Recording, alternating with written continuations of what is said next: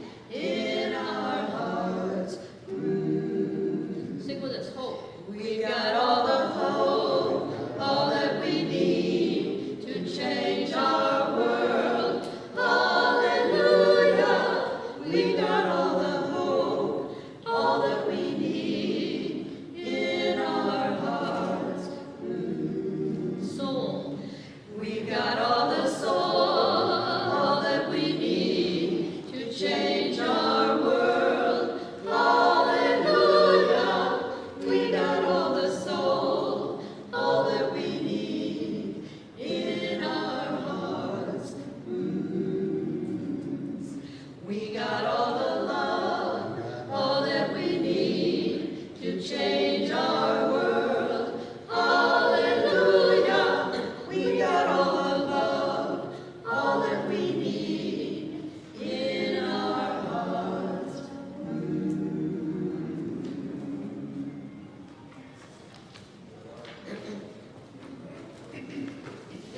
selection is called Zen Gospel Singing. Two different things.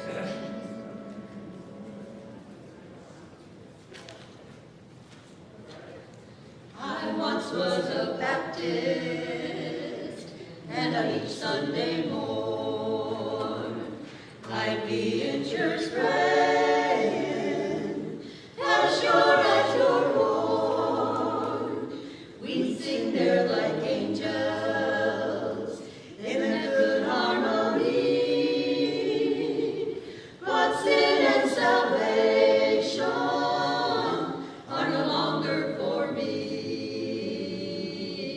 'Cause now I'm a Buddhist, I chant my mantra each day.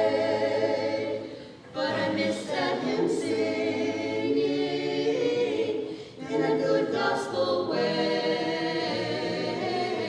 So we'll sing to O Buddha, Buddha, and the wonders of Zen. We'll meet in Nirvana. Yes, we'll be there then. My old friends don't like me since I shaved my head, and they all talk about me as if I were dead. My good old Zen buddies, they think I'm okay, but I can't get them singing more than one note a day. And if sits there cross-legged, eating brown rice and tea, we chant out our mantras, enforce their harmony. We don't sing of salvation, or a heavenly home. It's Zen gospel singing, just home, home, sweet home.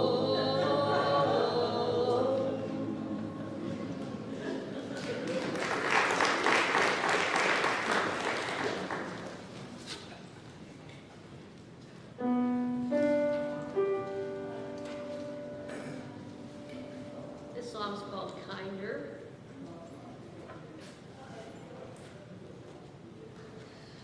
I've decided to be happy.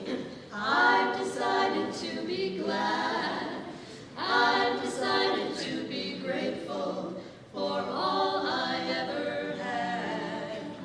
I've decided to let go of all this pain tonight.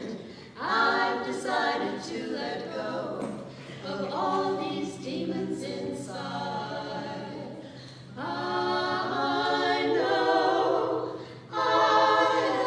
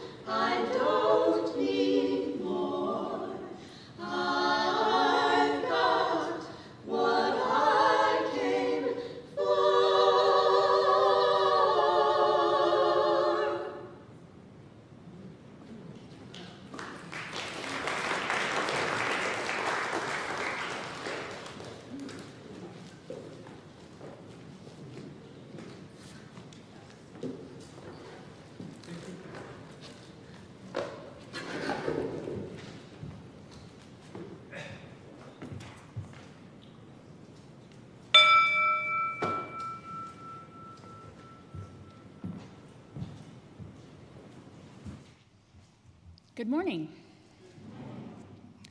Welcome to the Community Church of Chapel Hill, Unitarian Universalist. I am Ginger Guidry, a member of the Worship Associates Ministry and a member of the board. We extend a warm welcome to all this beautiful spring day, especially any visitors or newcomers. We are so glad that you are here.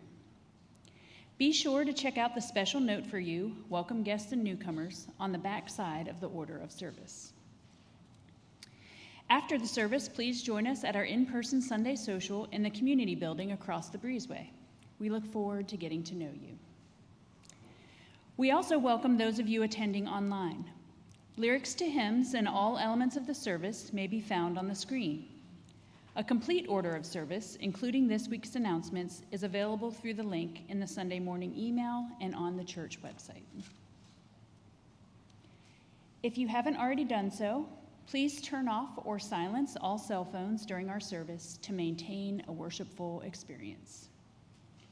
Whoever you are, whomever you love, however you arrived at this beloved place, you are welcome here. And now we will have a Within These Walls from Glenn Mehrback about the Community Church Music Gala.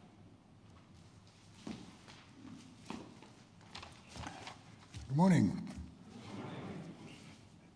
When I was hunting around for ideas for this year's music gala, Maria, who you heard earlier singing with Luminescence, came up to me during social hour and said, "Gee, since you're retiring, why don't we do songs of farewell?" And I thought, that sounds dark and depressing. What a terrible idea. But then I thought, I really did, Maria, sorry. There are pretty good songs about goodbye. And then I thought, why not pair it with songs about hello? After all, they say when one door closes, another one opens, right? So I put the word out to the church community, and as usual, I was delighted and astonished by the variety of choices the congregation members offered. So you'll expect some songs that are touching, but also acerbic, humorous, and loads of fun. Plus, you'll get to hear the community choir do their best Jim Morrison imitation. And as that's become the norm, I've asked all the contributors to collaborate with another congregation member as we're trying to pack everything into one 90-minute-ish act. And will be accompanied by the stellar house band, which I'm christening the Alpha Omega Quartet, of Richard Edwards, Danny Gotham, Jay Miller, and Dan McGuffin. Yeah, they're great. And we'll also have some guest musicians helping us out. And the house band will transform into a jazz dance band and go into the community building afterwards, and there'll be homemade desserts and drinks, and we can have some dancing. Admission is free, but there's a requested $20 donation that will go to the music program. So come to say hello, to see hello, goodbye, and see your fellow congregation members experience how many different ways there are to say hi and bye.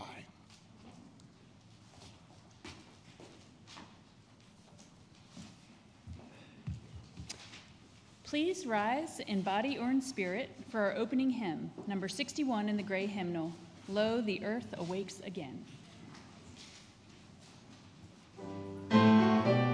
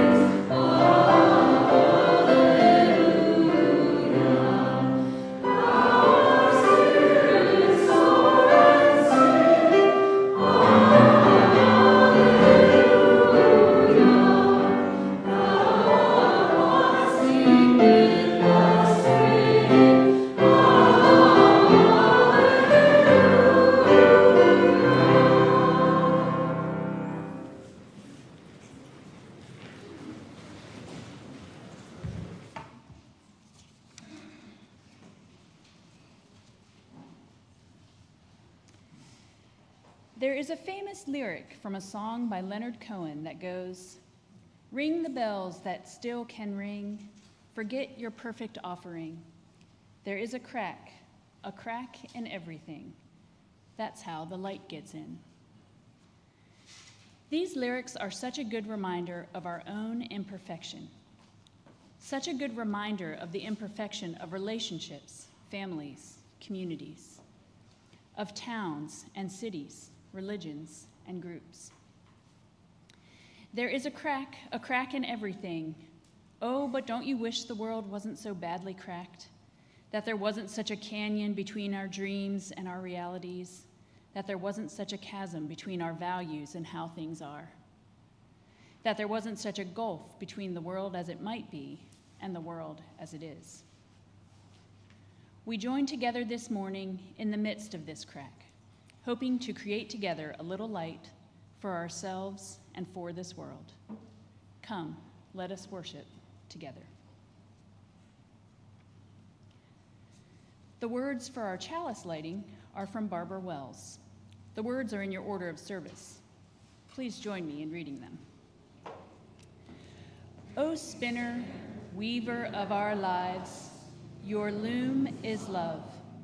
May we who are gathered here be empowered by that love to weave new patterns of truth and justice into a web of life that is strong, beautiful, and everlasting.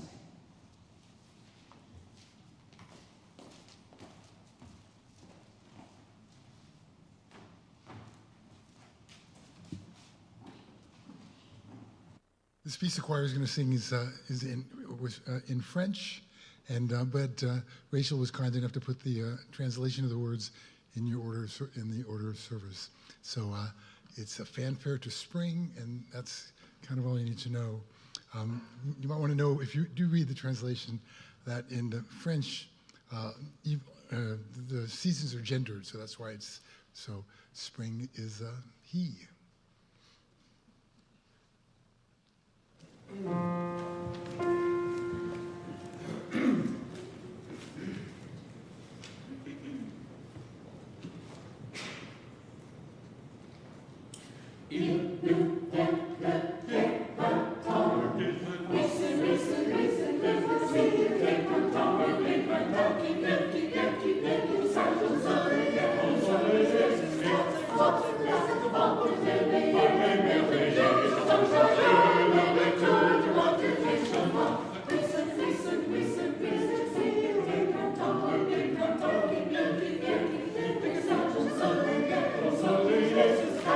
Impossible.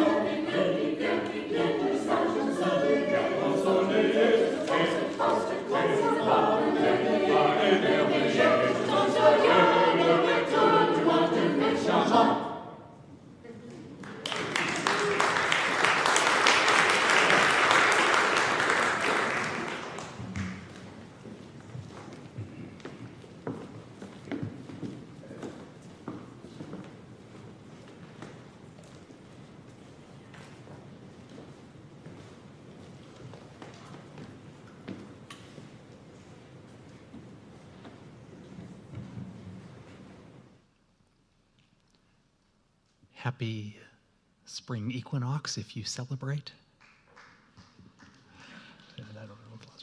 The music today involves celebrating and rejoicing and giving thanks for the spring with the beautiful blue sky outside and the red buds and the daffodils and the irises coming up. And hopefully we can feel a sense of that joy in our music making this morning. Each week during our service, we hold a time for the sharing of the joys and the sorrows that we bring with us into this community. It's during this time, if you've come with either a significant personal joy or a significant sorrow, that you're invited to come forward, place a stone into our water bowl, say your name into the microphone, and share your joy or your sorrow.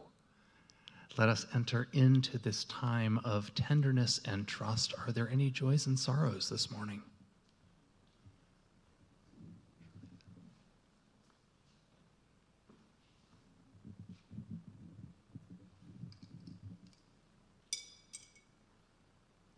Good morning again, everyone. I just want to share a joy and a sorrow. First, the sorrow.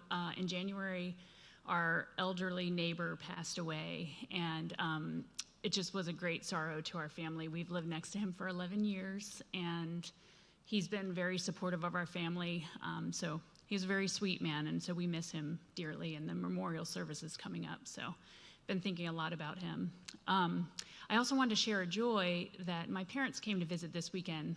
They're back on the road now, but they are 82. They still come down to visit from Maryland, where I grew up, and in particular, Friday night, went to my son's track meet. My dad ran track back in the day, and so it's just really fun to have them here and celebrating something like that with us. So thank you.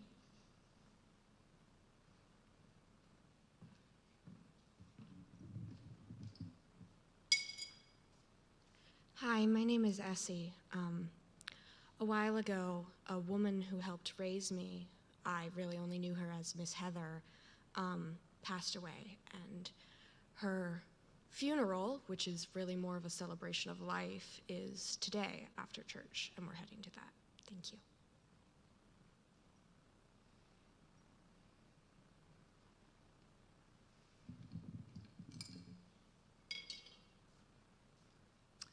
Good morning.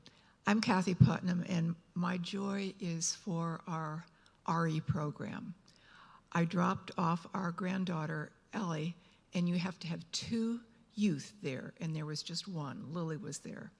And so I got to hang out in the water circle room, and that's the room where many of us got to put our hands on the wall that Avis designed, and it has these words hanging from kind of balloon things: generosity, pluralism, and she said that Marion, people go in the gathering room and she kind of breaks that down so they can understand it.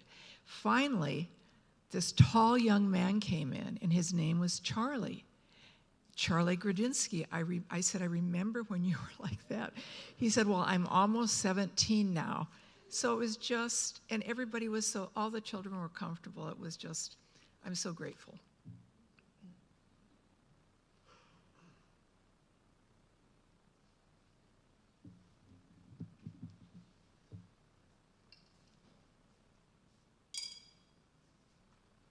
Hi, I'm Jenna Kaisen, and those who know me know I've been coming here for 20 or so years.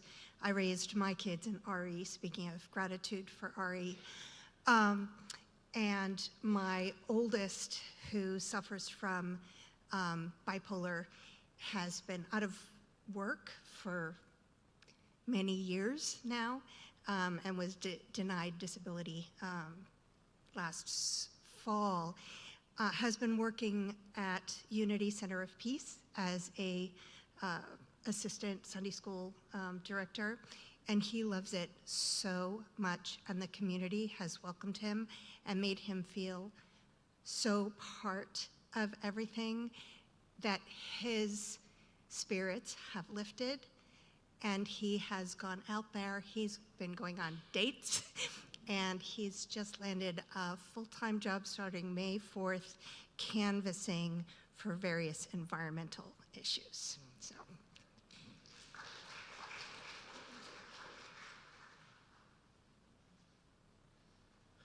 Hi, my name is Aiden. My twin sister and her wife are expecting a baby in a couple months, and this is going to be my 8th niece or nephew.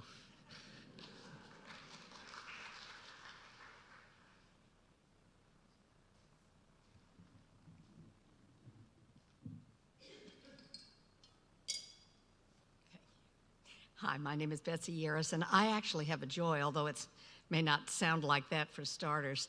The stone is for my cousin JD, who on March the 2nd turned 83. And this is a big deal because he's been HIV positive since the 80s. He's living now in a respite care facility in San Francisco, where his daughter and ex-wife and grandson are. And I had to get him there last summer by flying out to LA and extracting him from his house where he'd been living with an abusive partner for quite some time. But it looks like he is not going to go back. Averages 7 times, but okay. However, we don't know what's coming up next, because in order to get Bill nuked out of the house, he's got to divorce him and then wait to see whether it sells or whether the bank takes it or any of the other things that might happen, and it'll take a very long time, probably. But the reason this is a joy is because he and I are 3rd generation New England Unitarians, which means we're pretty judgy.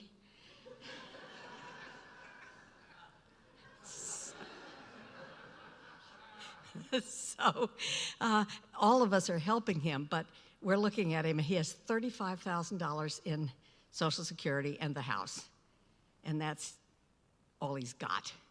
And the reason is because these guys, and there are a lot of them out there, so this is a lesson for all of us, really, they never save for old age because they didn't think they'd be here.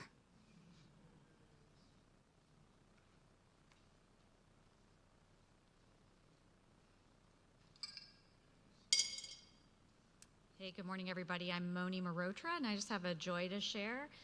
My 15-year-old daughter, Michaela, yesterday got 2nd place in the North Carolina State Japanese Speech Contest, and I'm just so proud of how poised she was and how hard she's worked, and we're just really proud of her.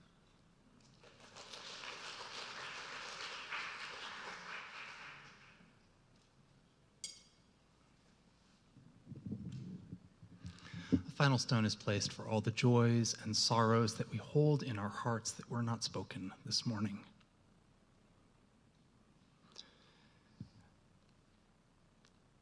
I invite you to join with me in the spirit of prayer and meditation.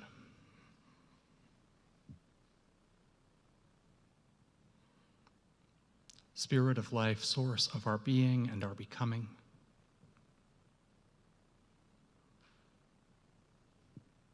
Connect us deeply with life.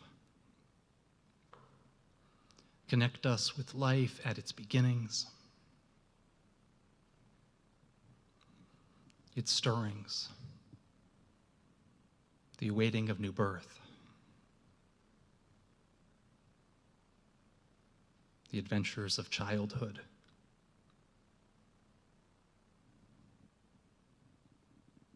the successes and challenges of youth. Connect us across that full spectrum to illness, to endings, and to departings.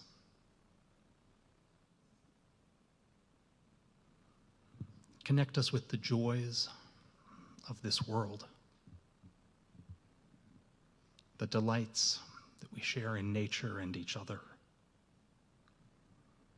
And connect us as well with the pain.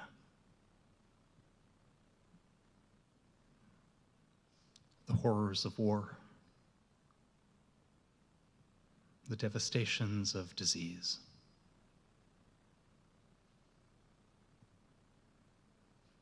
The harm that is done.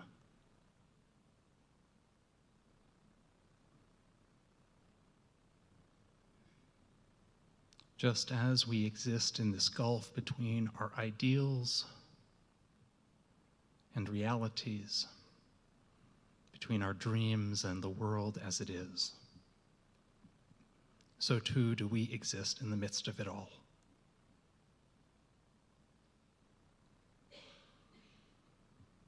Help us as we are able to look beyond our individual struggles,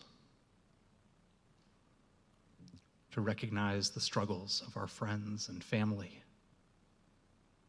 of neighbors and strangers.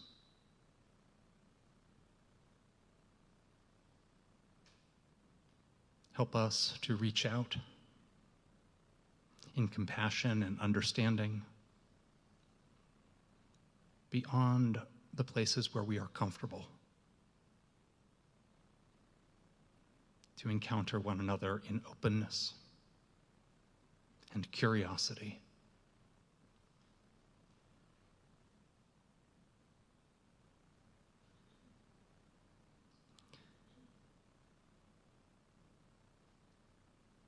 Amidst all of our joys and sorrows, amidst the joys and sorrows of this world as well, let us hold a few moments of silence as we connect to the prayers within our own hearts. I invite you to be still for a moment.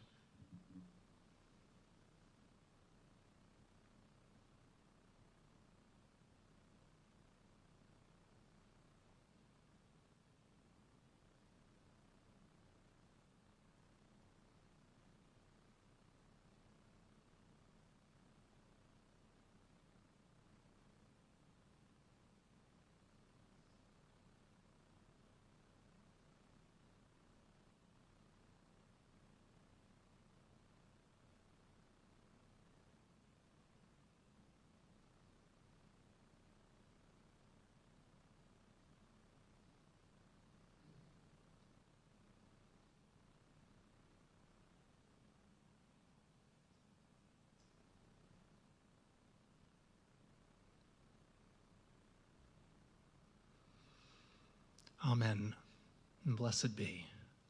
I invite us to rise in body or in spirit and join in singing our next hymn, 1007.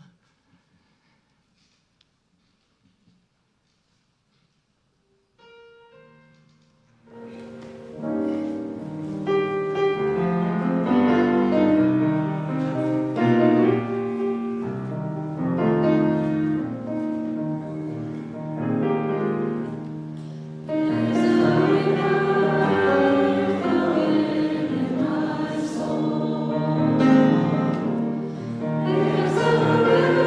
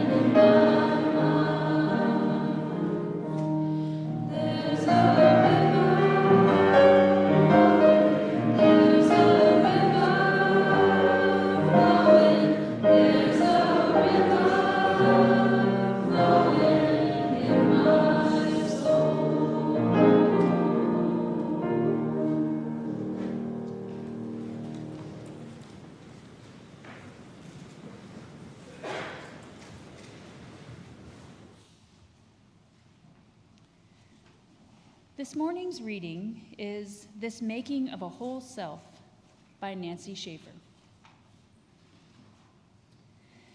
This making of a whole self takes such a very long time. Pieces are not sequential, nor are supplies. We work here, then there, hold up tattered fabric to the light, sew past dark, intent, use all our thread. Sleeves may come before length, buttons before a rounded neck. We sew at what most needs us, and as it asks, sew again. The self is not one thing, once made, unaltered. Not midnight task alone, not after other work. It's everything we come upon, make ours. All this fitting of what once was and has become.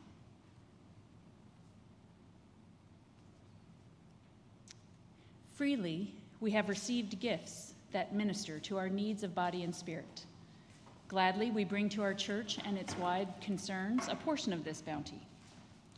If you wish to donate online, there is a QR code inside the order of service which can be read by your cell phone's camera, and there is information on the church's website. We will now receive the morning offering.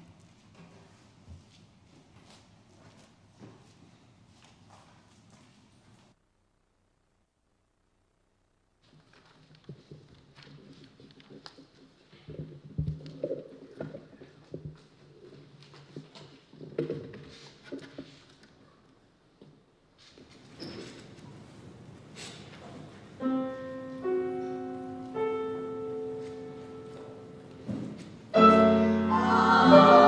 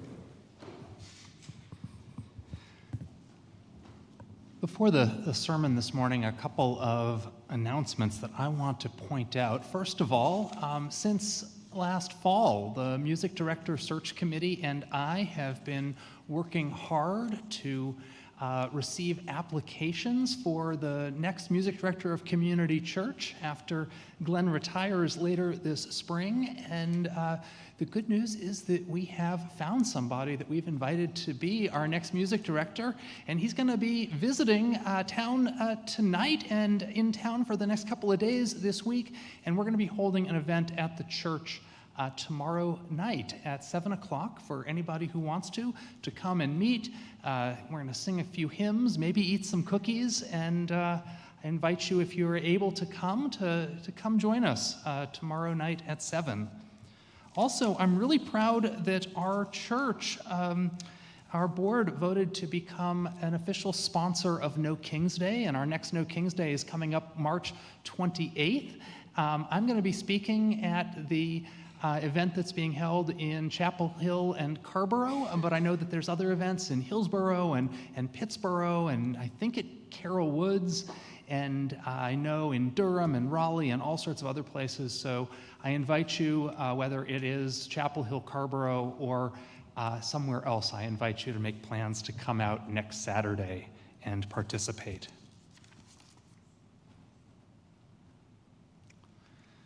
Back when we first moved to Chapel Hill, our then preschooler received an invitation to a unicorn-themed birthday party. And the highlight of the party was unicorn rides. The unicorn's handler was a woman wearing a polyester princess dress, caked on makeup with lots of glitter, and a plastic tiara. And she led by the reins, the star of the party. The unicorn was a pony, whose mane and tail were festooned with pink and purple ribbons, and the pony, of course, wore a simple headpiece with a gold-colored plastic horn in the middle of its forehead. The birthday girl got the first pony ride, unicorn ride, and the other children then took turns. I wonder if these young preschoolers saw through the ruse, or if their young imaginations played along, delighting in the appearance of royalty and the rarest of mythical creatures coming from a magical realm. There isn't perfect agreement about how unicorns first entered our collective imagination. But there is a story about how it happened that I rather like. In the 5th century BC, there lived a physician and historian named Theseus. Theseus was a physician serving the king of the Achaemenid Empire. And during his time there, Theseus wrote several history books. One of the books he wrote was called Indica, a book about the land of India. Now, Theseus never visited India. He just wrote down stories that he heard from travelers, and stories that he heard from people who had heard from travelers, and stories that he had heard from people who had heard from people who had heard from travelers. And into one of these stories, Theseus wrote about a fantastic creature with one horn. It's been suggested that the animal a traveler told Theseus about was actually the Indian rhinoceros. But having no framework to conceptualize such a creature, Theseus's readers imagined a unicorn. Unicorns, for some reason, had an undeniable staying power in the Western imagination. They became symbols of beauty, elusiveness, mystery, purity, freedom, perfection. According to the legends that grew up, their horns could purify water and could cure disease. A millennium and a half after Theseus erroneously described a rhinoceros, Marco Polo traveled to the Far East and encountered a unicorn. Marco Polo described it in his journal with tremendous disappointment. They are not at all as we described them. They are scarcely smaller than elephants, with the hair of a buffalo and feet like an elephant.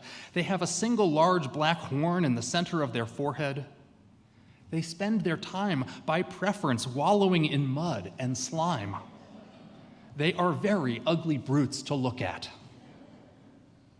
Of course, the unicorn that Marco Polo had seen was a rhinoceros.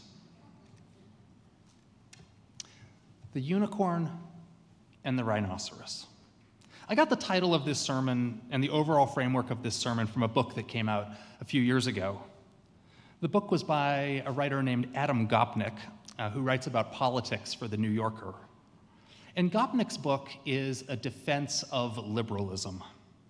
My sermon this morning is not about defending liberalism, but I want to quickly present his argument because I think it's going to sort of apply to some other things that I want to talk about.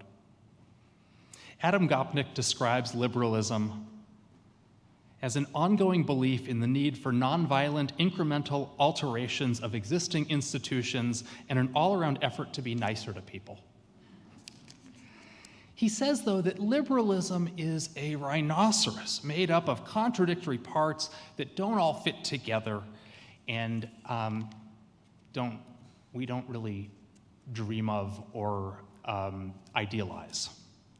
No kid ever has a rhinoceros party for their birthday. I want to read a little bit from Adam Gopnik. He says, "All living things, Darwin taught us, are compromises of a kind, the best that can be done for that moment between the demands of the environment and the genetic inheritance it has to work with. No living thing is ideal. A rhinoceros is just a big pig with a horn on it. The ideal of the unicorn is derived from the fact of the rhinoceros, the dream image of the rhinoceros, a single-horned animal reported on and then idealized by medieval imagination. People idealize unicorns and imagine unicorns and make icons out of unicorns and write fables about unicorns. We hunt them, they're perfect. The only trouble with them is that they do not exist, and they never have. The rhino is ungainly and ugly and short-legged and imperfect and squat, but the rhinoceros is real. It exists." Gopnik sums up his point this way. He says, most political visions are unicorns, perfect imaginary creatures we chase but never find. But liberalism, he insists, is a rhinoceros, hard to love, funny to look at, not very pretty, but real. Like I said, this sermon is not about liberalism exactly. This sermon is more about how we live in that gap. More than a gap, in fact. That canyon between our dreams and our realities, that chasm between our ideals and how things are, that gulf between the world as it is and the world as it might be. The fantasy of a unicorn and the reality of the rhinoceros. Does anyone else feel that gap these days? Feel that big, big, big space? I want to read to you from, of all places, a congregational health resource available through the Unitarian Universalist Association, our denomination. I share this with trepidation. Sometimes looking at church evaluation resources like this can feel a bit like Googling symptoms on the internet. Have you ever done that? You put in my nose is a little bit runny, and then you decide, I do have bubonic plague. You Google your symptoms, and it's like, how am I even alive? I read this, there's nothing pointed here, but as you listen, see if you can hear the unicorn and the rhinoceros. The resource says it's about perfectionism, and says, perfectionism is one of the hallmarks of Unitarian Universalist culture. There are some definite upsides to seeking perfection, especially when it keeps us always learning, always striving to live up to our professed ideals. But perfectionism has a cost, a serious spiritual cost. It keeps us focused on the negative rather than nurturing the positive. Internally, it can feed our own shame and our status anxiety.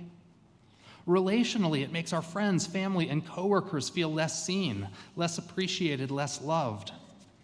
And when we approach our faith communities from a stance of perfectionism, we fail to value our own and others' contributions. We distance ourselves from the joy, the ministry, the blessings we can receive because it's not just right. We don't tolerate the genuine human shortcomings of our communities, our leaders, our people, and we can become resentful toward one another. Now, I'm not reading that as a way of saying that we have bubonic plague. All I'm saying is that there is, and I read about church because I think about church a lot, but there is this tension, right? This tension between growth, development, improvement, learning, striving, which are all really good things, and being unsatisfied or hypercritical or hyperjudgmental.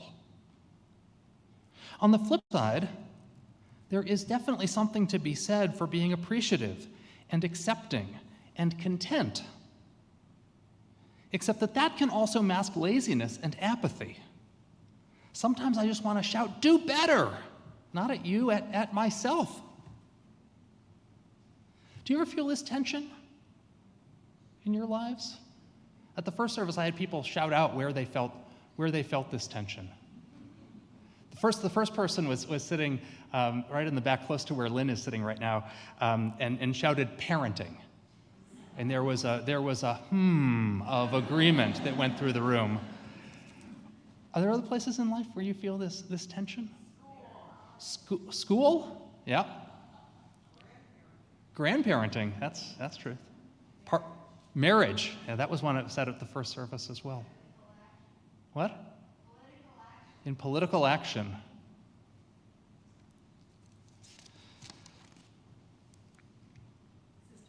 Sisterhood, yeah. There's all of this. On one hand, we want so badly to be better, and we know that is the right thing to work towards this growth, and on the other hand, appreciation for what is, and if we appreciate too much, then we're not working, and if we're working too much, then we're not appreciating. There's an old reading, I forgot where I first heard it, that goes something like this. And it's about church, but it can be about other things as well. The reading goes, when does a person really become a member of a Unitarian Universalist church? Is it when they sign the membership book? No. Is it when they make a pledge? No. Is it when they join a committee or take on a leadership role? Also, no. According to the reading, a person becomes a member of a Unitarian Universalist church the first time the church disappoints them, and they decide to stay anyway. I wish this reading weren't as true as it is, but it's true for other things too, right? Maybe we become a parent the first time our kid breaks our heart, and we love anyways, or we become a partner. Not while the honeymoon's still going on, but after the honeymoon has ended, and we decide to stay anyways, or we become a scientist the first time that the experiment, kind of catches fire, and we realize, or we become a musician the first time we hit a wrong note. One of the images that runs through Unitarian Universalism often, and was from our reading, is the image of sewing or weaving or quilting. I like to think of, a lot of churches use that image. In fact, our chalice lighting words, "O spinner, weaver of our lives." And I love how a quilt, I'm not a quilter, but I love how a quilt is really made up of lots and lots of different pieces, and oftentimes the fabric that it can be taken from can, have some errors running through it, and then you cut out the pieces and you stick them all together and put them all together, and somehow what comes about is way more beautiful. Or as our reading said this morning, this making of a whole self takes such a very long time. Pieces are not sequential, nor are supplies. Work here, then there, tattered fabric to the light, so past dark. Sleeves may come before length, buttons before a rounded neck.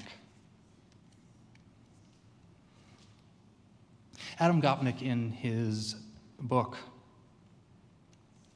argues about liberalism, that liberalism is a political system that comes pre-cracked, which I like that. He says that it's actually grounded in an understanding of our human fallibilism and our human proclivity to error and to the need to constantly be reworking to try to make it better. Sometimes I wish that there was the perfect, the utopia, the ideal, the right answer. Not so much the right creed, although I didn't grow up that way. But then I realize that it's a mishmash. It's a rhino. It is all of these pieces coming together, trying to fit together, trying to work together. Not always the most elegant, not always what children would choose to ride on and imagine themselves riding on at a birthday party, but real, but real, but real. As you go forth, live in that struggle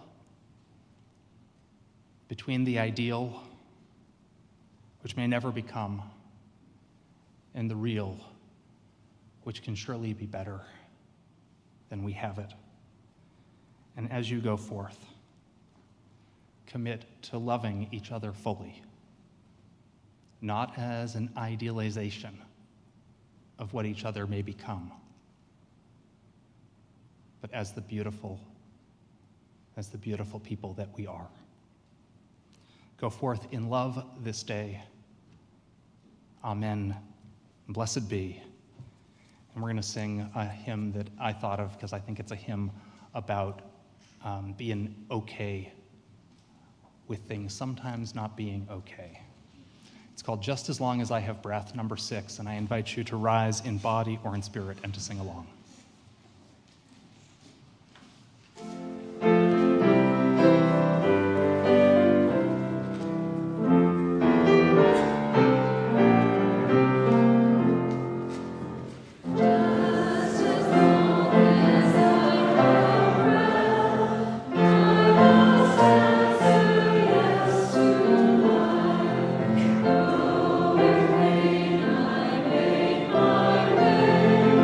Still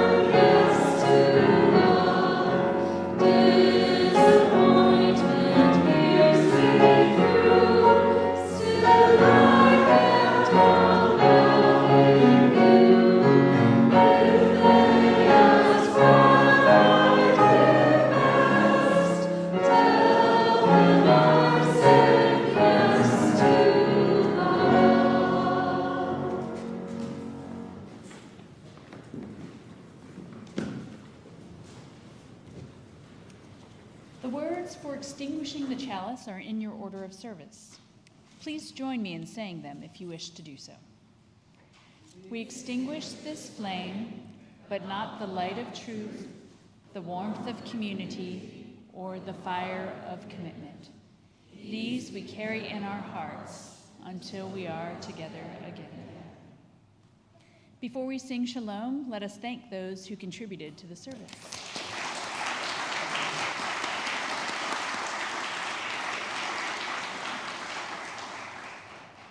Now please join us in singing Shalom. The words are in your order of service. As you are comfortable, please either hold hands with the person next to you or cross your arms over your heart.